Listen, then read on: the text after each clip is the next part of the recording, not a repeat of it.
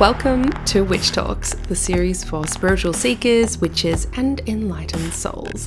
I'm Hannah the Suburban Witch, professional tarot reader, astrologer, and witch, and I hope you're ready to get up close and personal with your favourite witches.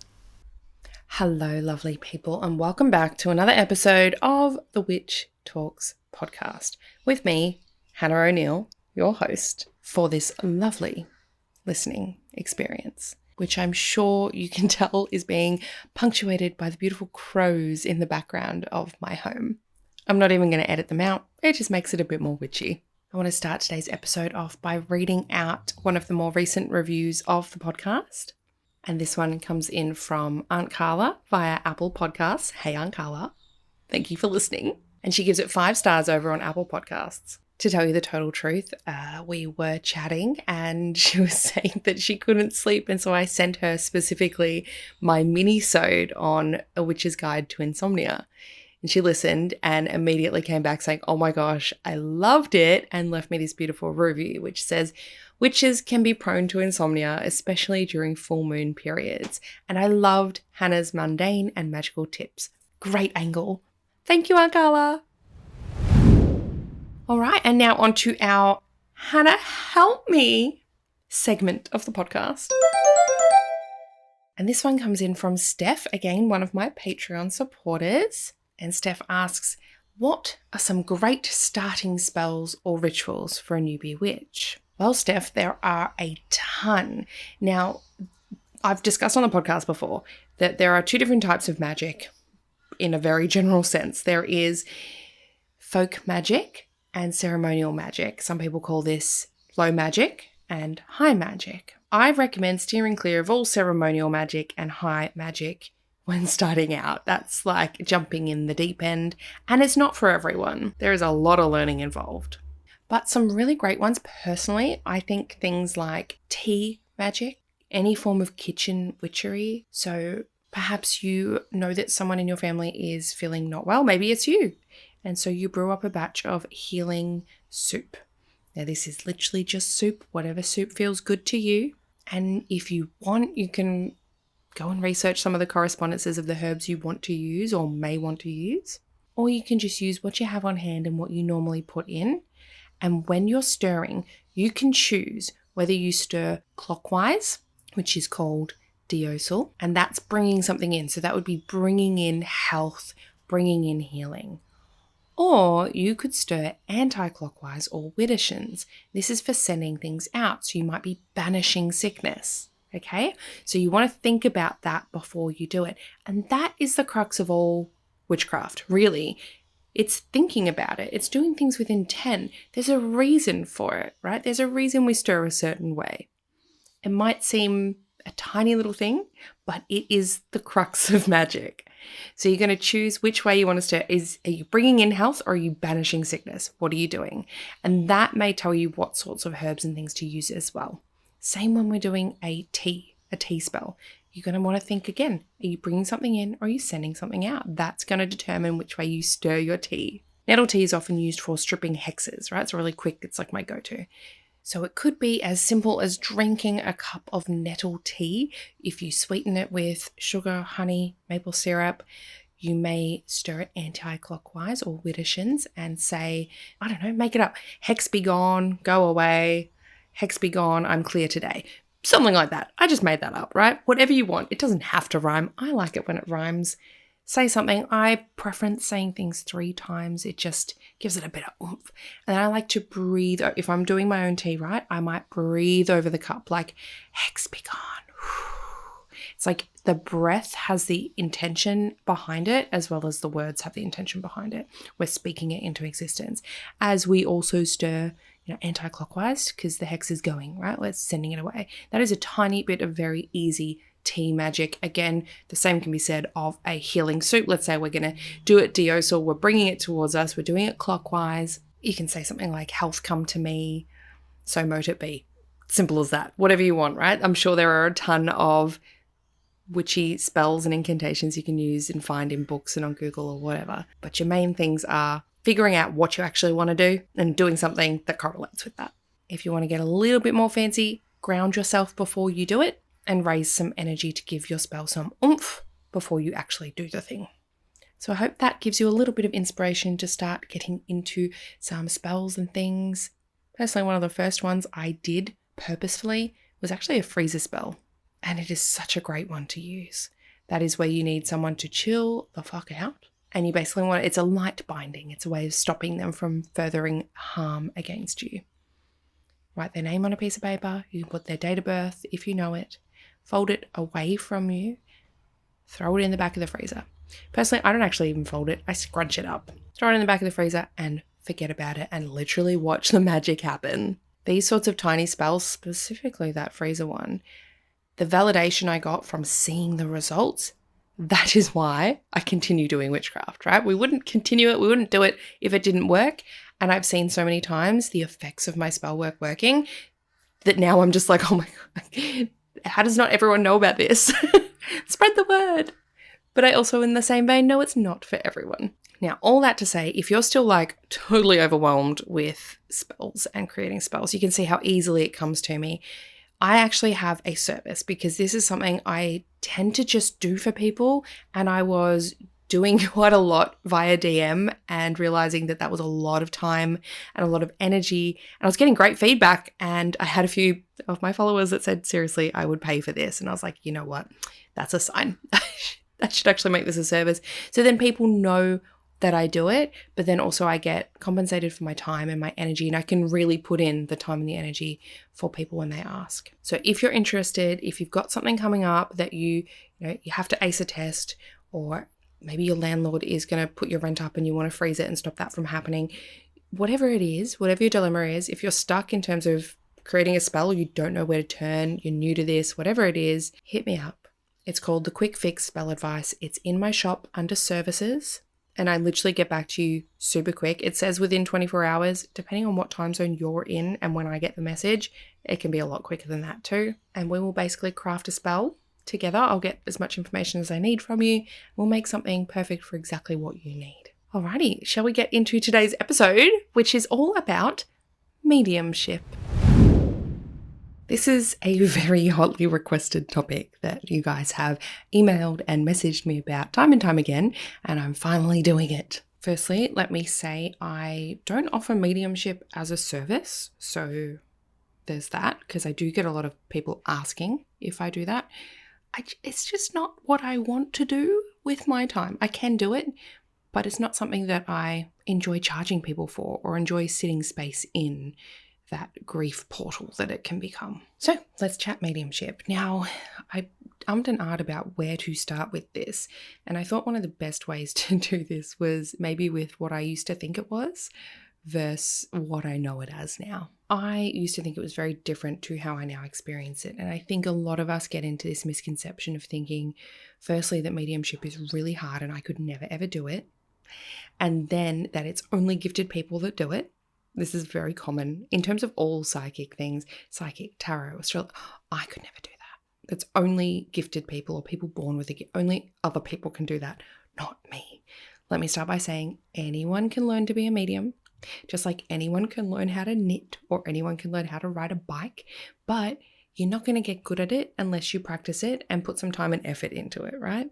So it's a skill like any others. Some people are going to pick up a ball of yarn and some knitting needles and go, oh my God, this is so easy. Like, I'm just naturally talented at this. Oh, whoops, I made a cardigan. That would be people who are like a natural born medium. They just seem to be open to it more so than others.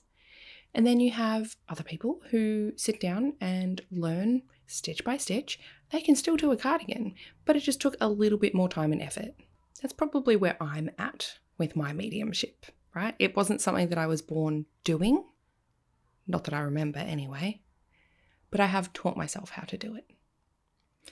And a big part of that was I was totally fine with the psychic stuff first. For some reason in my head, I was like, no, mediumship's totally different. It's not, guys. It's not. It's the same. It's the same thing. You use the same stuff to get the information for mediumship as you do to get information for any form of psychic work and psychic information. So if you can do a psychic reading on someone, you can do a mediumship reading. If you can do a tarot reading and when you're describing the card, you say, you know what, this feels heavier or this feels this, or I'm hearing that. That's your psychic gifts, so your clairvoyance, clairaudience, all of those things coming out. And that's the same stuff we use for mediumship. So I used to think it was this big fancy thing, and it took a lot of unlearning that to realize that it was actually quite accessible and just another skill to learn. And I think there's a little bit of fear there as well.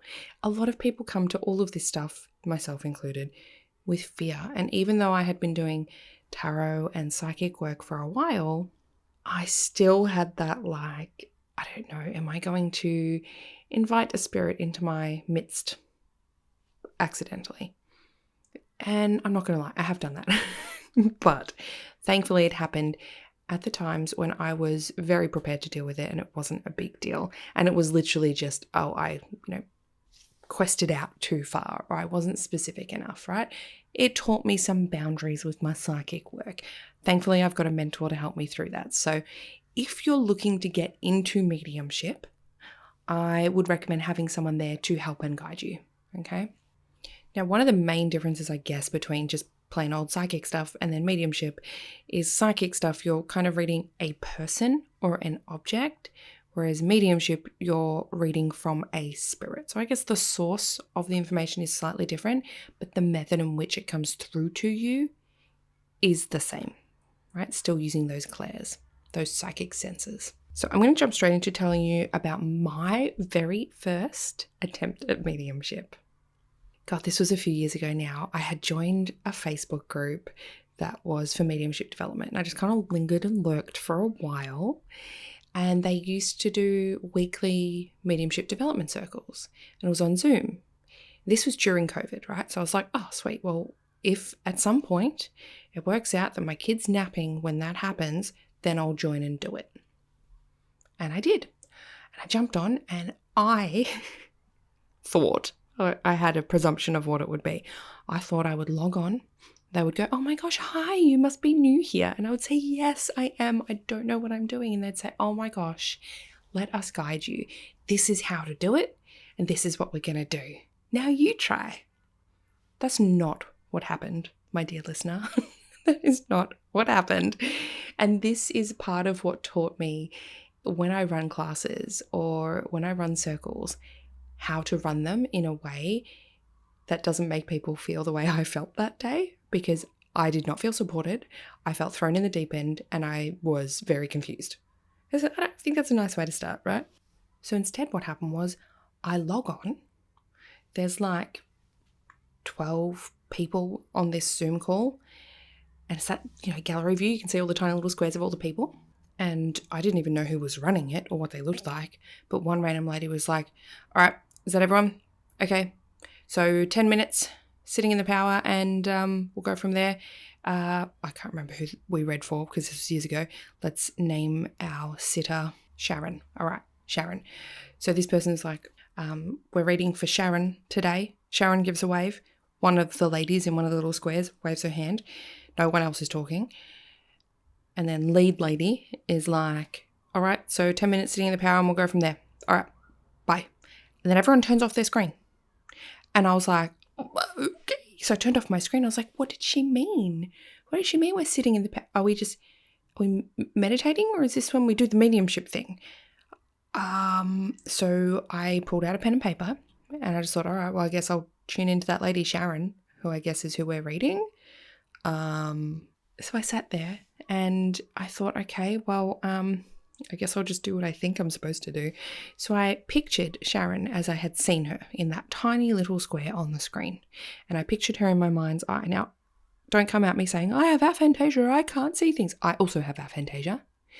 The way I teach it when I teach my psychic class, which is currently available, by the way, shameless plug, for the month of July only, you can purchase the replay to that class, the psychic class. It's over 3 hours of a psychic masterclass where we go into all of those clairaudience, clairvoyance, all of that. The clairs and the noirs, which you may have heard me talk about with Matt Oren on that episode. I think it was episode 21. But we get like really deep into it. So that is a wonderful class for you guys to take if you want to start dipping your toes in this sort of work. Anyway, So I visualized in the way that you would visualize something when you're reading a book. If I say to you, you've got your eyes wide open, and I say, imagine a green house on a pink hill, you can know what that looks like without physically visualizing it in your mind. That's how I visualize. So I'm visualizing this woman the way I'd seen her. So I recall that image to mind, and then just sort of asked if there was someone standing around her, what would they look like? And immediately I saw this image of a man standing behind her. Now my eyes were open at this point, but I could visualize it in my brain. And I remember thinking, okay, I'm probably making this up. That's how most psychic stuff starts until you get validation. And I thought I'll just write down. Maybe I won't have to give a reading today. I'll just write it down and just see what everyone else gets. So I wrote it down. So I'm like, he was tall-ish. He didn't look very old. It didn't look like a grandparent or anything like that. If I had to guess, maybe a brother or a cousin. So I wrote down brother/cousin. And as I'm visualizing him, I shit you not, I saw the image of lungs filling up with blood, like just a flash of that image. And then I saw it back to his face and him like stumbling into a room and vomiting blood all over himself. And it was very vivid. And I was not used to that. It definitely not like a death scene. That was not what I was expecting. I was expecting what I had seen on TV. Someone with an M, I'm getting an M, there's an M name here, they're a grandparent, and it's a man, and he just wants to say he loves you and he's sorry. That's what I was expecting. That's not what happened. I got this cousin, brother, skinny, lanky, tall dude, death scene. So I wrote that down and then sat there for the other 8 minutes and was like, oh my God, I can't say that to someone. Ethically, I can't say that to someone. So I just sat quiet.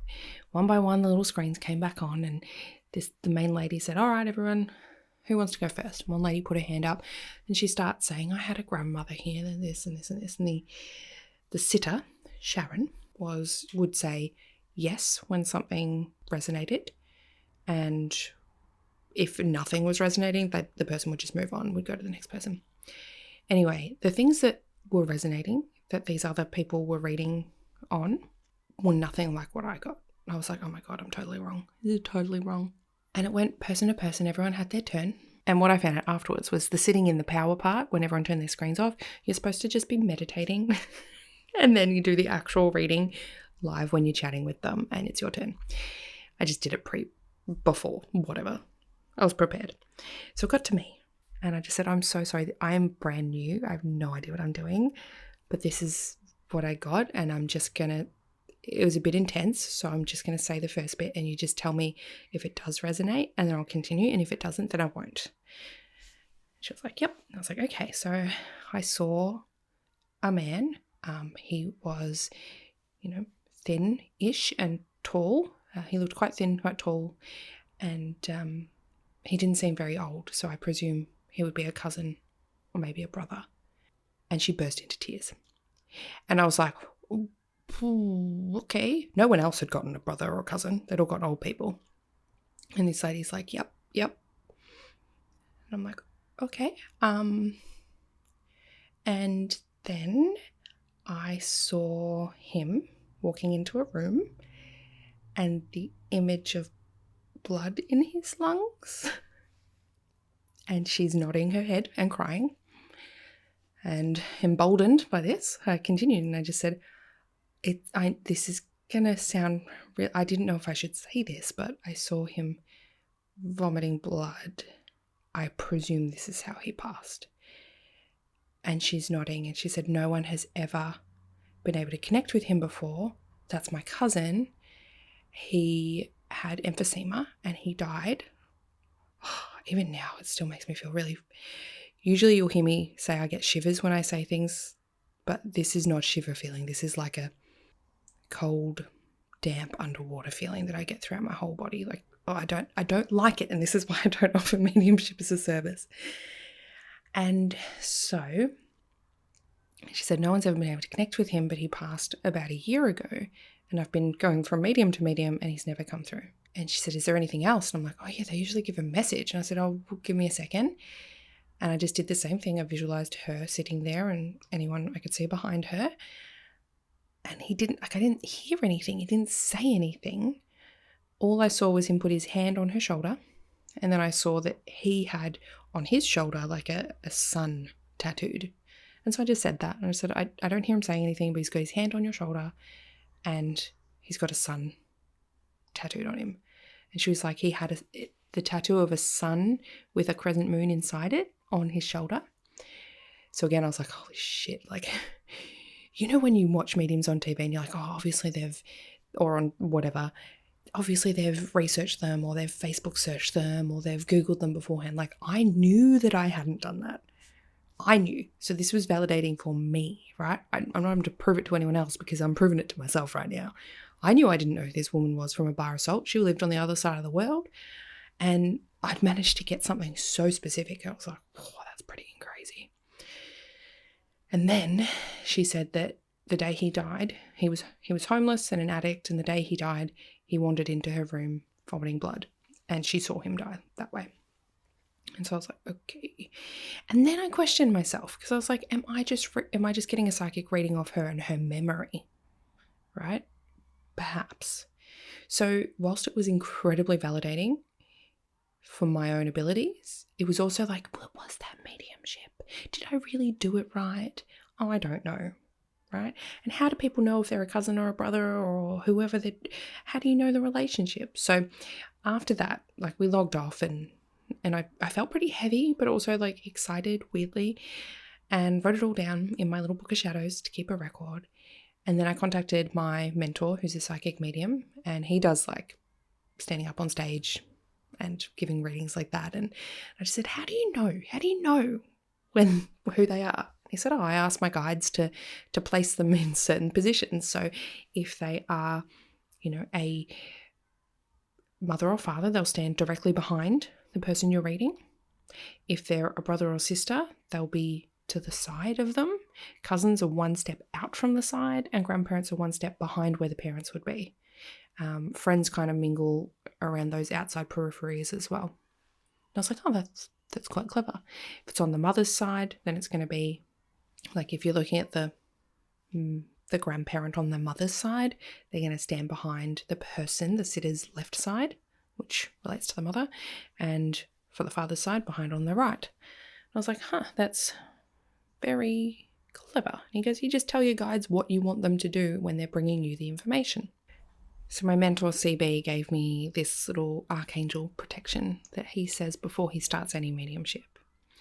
You face east and say, place these archangels around me now. Raphael before me, Gabriel behind me, Michael on my right, Ariel on my left. And surround me in God's white light of protective love. So I used that for a little while, but it's a hit or miss for me. I'm not super angel focused. But there was one time, because I kept going to that circle, because I was like, well, I need to keep working on this now. So I kept going to that circle every week. And there was one time where I didn't really specify the person I was reading for. I just kind of said, does anyone want to communicate? That was what I put out there. And the spirit that I got and was describing to this person, they were like, no, I don't know who you're talking about. Going, oh, that's weird, doesn't resonate. It's the first time I've had someone not resonate. And then I sat with it and was like, oh, actually, I don't think this is to do with this person. And it just sort of felt like they were almost like sitting next to me. And so I was like, oh, hey CB, what do I do? What do I do? And I've like, how do I specify? And he's like, you got to be more specific, right? We cast a small circle, small net when we're doing any form of mediumship or spirit work. And for a lingering spirit, this is what he says. Facing east again. Michael the protector, please cut any cords that are attached. Raphael, please heal this spirit. Gabriel, please watch over me and my family. Ariel, please take the spirit away. So it's just a simple one. You guys are witches, right? You can do whatever you want. You can make your own thing up. You can make sure you put on some protection oil before you start any mediumship. Again, I share these things because they're how I learned. Because I learned things the hard way, as you guys know. But since then, I've been able to do some really, really fascinating ones. And It's gotten a lot better in terms of like, oh, this is your uncle on your father's side, right? I can get that specificity. I kept trying for ages to get people's names. Like, oh, what name does you, what, and it never resonated. Like, what letter does it start with? Anything. That's not my skill. I can't get that part of the information. And as CB kept reminding me, it's not important. You don't need it. As long as you have other identifiers, enough evidence to say who it is, then you're doing fine. I've had spirits come through and give messages, go and buy that yellow car. And I was like, oh, okay, I'll tell them, go and buy that yellow car. And they're like, oh my gosh, I was looking at this yellow car and I thought I shouldn't do it because of X, Y, and Z. But, okay, I'll go and do it. And I'm like, oh, wow, that's so cool. And it isn't always death scenes. That was just apparently how my guides decided to start me off. But sometimes I do. I've had my clair aliens and my clair gustants come through. I've had all sorts of different ways I've received that information. But the key part for developing it for me was that instant validation from someone. That, yes, that resonates. That is what helps strengthen the connection when you're reading for them. These days, it's not something I haven't been attending those developmental circles, not for a while, and mainly just because I haven't had the time. But also because it's not something I see myself doing as a service. It's not something I super duper enjoyed. Whereas you guys have heard me when I do tarot readings and astrology, I light up. I just bounce out of my seat. I get so excited to do it. But knowing I have the skill there has helped me a lot. And it comes through every now and then. At my tarot class recently, we had someone who was saying, this is my in-person class here in Queensland. One of my students was saying that there was a spirit that her little boy could see, and they didn't know who it was or if they were good or bad. And when I was talking to her, I just said, I'm hearing the words red hair. Regarding that spirit, I'm hearing the words red hair. And her best friend who passed had bright red hair. And so that gave her the clarity of who it was, right? So she wasn't so worried. It's not some crazy malevolent spirit. It is someone that she knows. It's a best friend who passed away. So it comes through when it needs to come through. But it's not something, as I said, that I'm doing as a service. And I don't think we need to monetize all of our skills, even in the spiritual space, even for me as a spiritual practitioner. I don't need to monetize that. It's a sometimes that comes in, and that's all I need it to be. Oh, I did want to say at the start as well, not all those who say they're psychic are mediums, because again, there is a bit of that leap there from, whilst they're using the same skills, just because you're psychic doesn't also mean you have those mediumship skills and you've made that jump across, because there is just a slight shift in how it works. It means you can do it, but it's just a slight shift mentally to get there. So whilst not all psychics are mediums, all mediums are psychic. So that's a good way to remember it. Now, please, if there are questions that you have that I haven't answered or that this story didn't help you with, please let me know. You can send an email to suburbanwitchery@gmail.com. You can send me a DM on Instagram or wherever. And if you want to submit a Hana Help Me question, please do so. It's not just for my Patreon supporters. They just get dibs. So as I said earlier, the psychic class is available for July only, and then I'm going to be taking it off my shop. So jump on in. It's going to be, once you purchase it, you can watch it whenever. Like, it's not a timed offer. Once you've purchased it, you'll have access to it forever. It comes with a PDF download. It is 3 hours of video content. It is really, really fun. And I think you'll get a lot out of it. And it's not a class I'm going to be running again, at least not this year, maybe next year, but not right now. I got too much on my plate, guys, which, by the way, super exciting. I have made my first hire. I now have a virtual assistant. Yay. So she's going to be working 4 hours a week for me just to give me a little bit of a hand, because I got so much on. You have no idea. I've actually decided to batch record all of the rest of the year's interview podcasts in the next 2 weeks. I know that sounds ridiculous, and it really is. I don't know why I did it to myself. But once they're done, and I can just put them aside and have them there waiting. But there are some amazing folks that we're going to be chatting to. I'm so excited to introduce you to them all.